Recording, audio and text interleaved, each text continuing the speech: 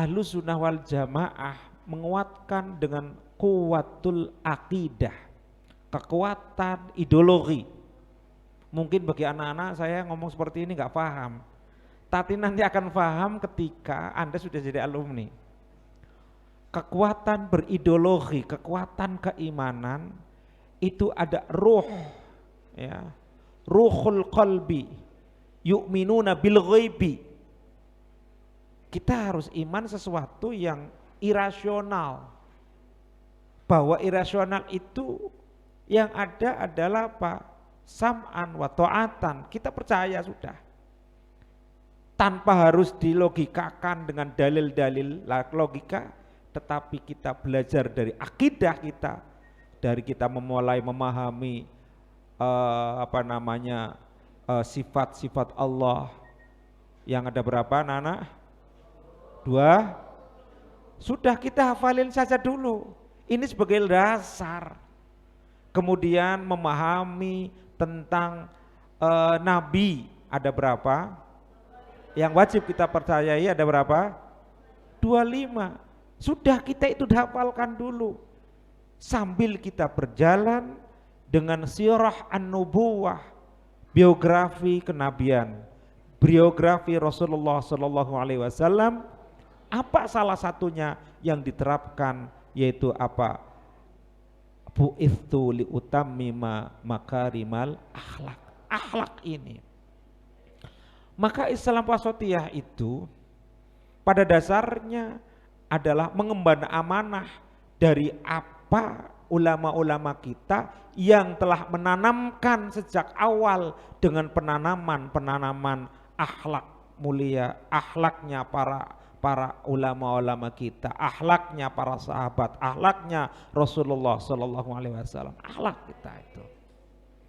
Maka kalimat ini dengan akhlak tadi, bahwa kemampuan anak itu yang berbeda-beda, yang kita giring menjadi sebuah perbedaan, tetapi perbedaan itu menjadi sebuah pelangi kehidupan.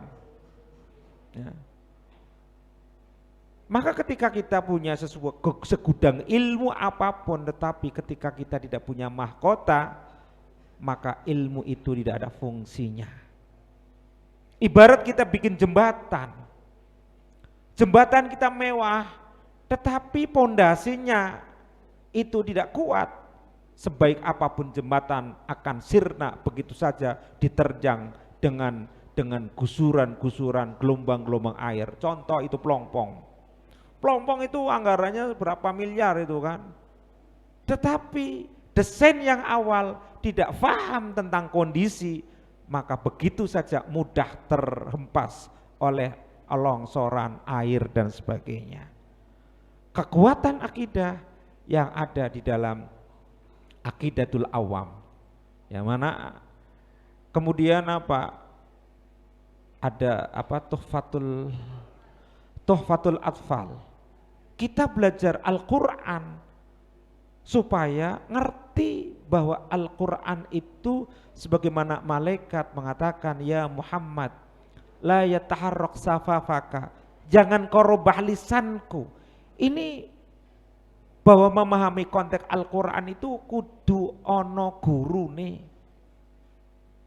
bukan sekedar hafalan saja. Karena Rasulullah Sallallahu Alaihi Wasallam, innallaha yarfa'ul aqwam, innallaha yarfa'ul Quran, ya, innallaha yarfa'ul Quran aqwaman wa yadul akharin.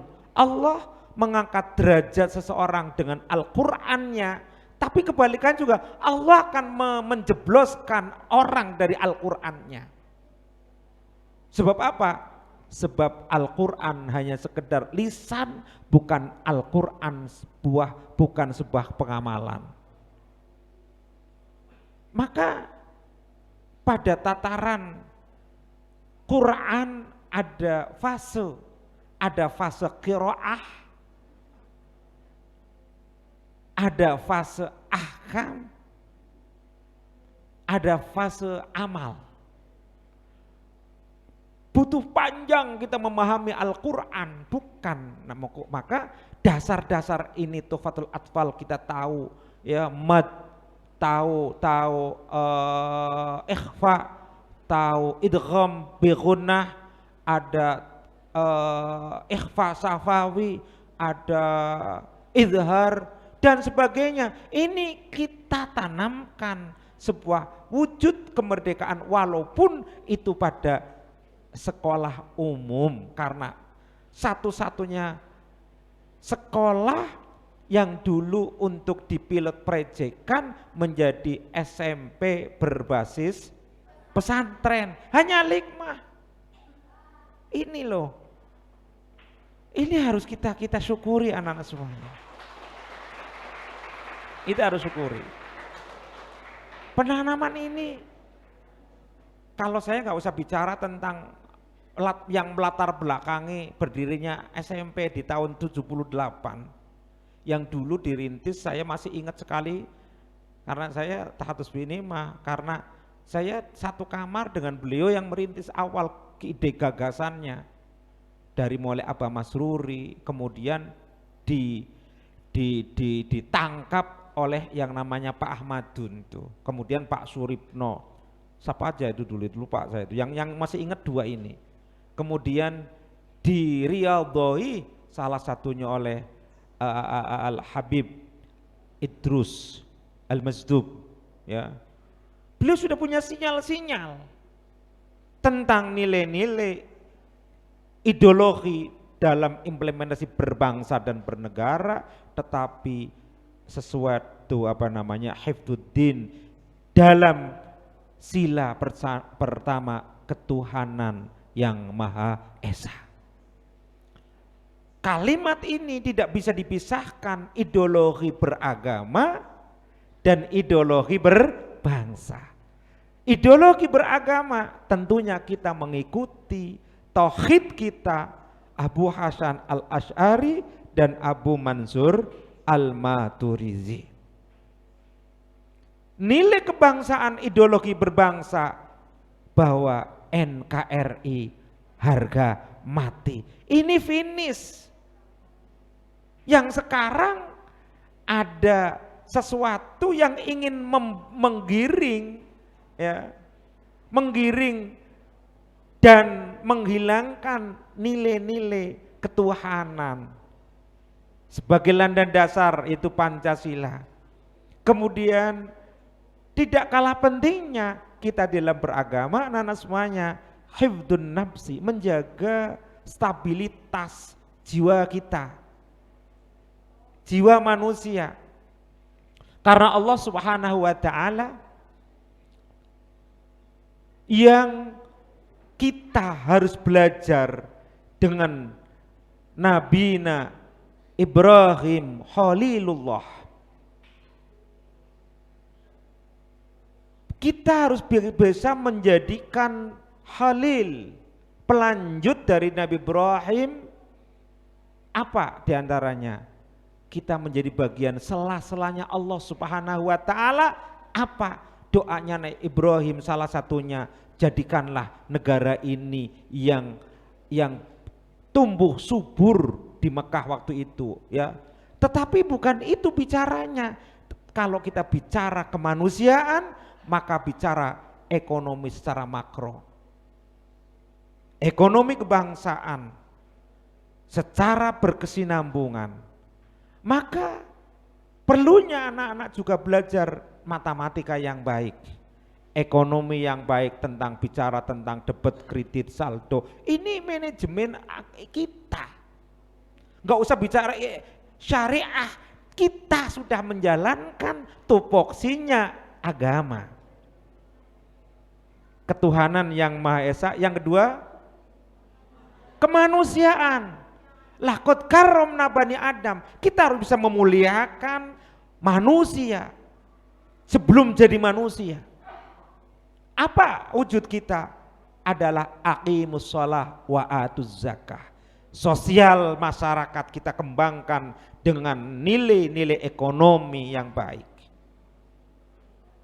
Beri kemanusiaan supaya manusia itu adab, ada etika. Maka berdagang pun ada etika, bergaul ada etika, ngajar ada etika, sekolah ada etika. Masa anak-anak santri mau izin itu kayak panggalan, sini nggak boleh, sana nggak boleh, putar-putar kapal. Ini berarti sudah dihancurkan dengan nilai-nilai pri kemanusiaan. Saya juga mau punya, saya manusia butuh istirahat, butuh rehat. Anda juga manusia yang harus anfa'um linas, bicara tentang kemanfaatan buat manusia. Bagaimana Nabi Ibrahim ketika kita sudah tawaf, berarti kita sudah janji kepada Allah Subhanahu wa taala untuk apa? Untuk mengituri bumi kita. Sama dengan kita ketika sudah masuk sekolah pesantren, Anda sudah janji dan beat kalian. Ketika sudah jadi guru di pesantren, Anda harus janji diri sendiri. Bukan yang dicari sertifikasinya adalah anfa' linnas. Kalau sudah bisa memberi manfaat kepada orang lain, Allah lah yang akan memberikannya. Ini harus ada keseimbangan. Pemikiran-pemikiran kita harus kita kembangkan. Kemudian peri kemanusiaan yang adil dan beradab. Yang nomor 3, persatuan kita. Jangan kita pecah belahkan dengan segelintir orang yang ingin memprovokasi. Kalau kita bicara tentang kurikulum, wujudnya adalah jangan, mohon maaf para dewan guru, Anda jangan mau diintervensi dengan kekuatan pendidikan oleh orang lain. Kita punya visi sendiri. Para anak-anak pun juga seperti itu. Anda jangan bicara pondok ningana tak apik ya, pondok ningana bebas. Tidak bisa. Kalau Anda masih terprovokasi, Anda tidak akan menemukan sebuah kebahagiaan apapun. Karena pesantren punya karakteristik yang berbeda-beda. Tetapi dalam perbedaan pesantren, wujudnya adalah nilai-nilai agama yang sama di dalam pengamalannya, yaitu Islam wasatiyah di negara kesatuan Republik ini.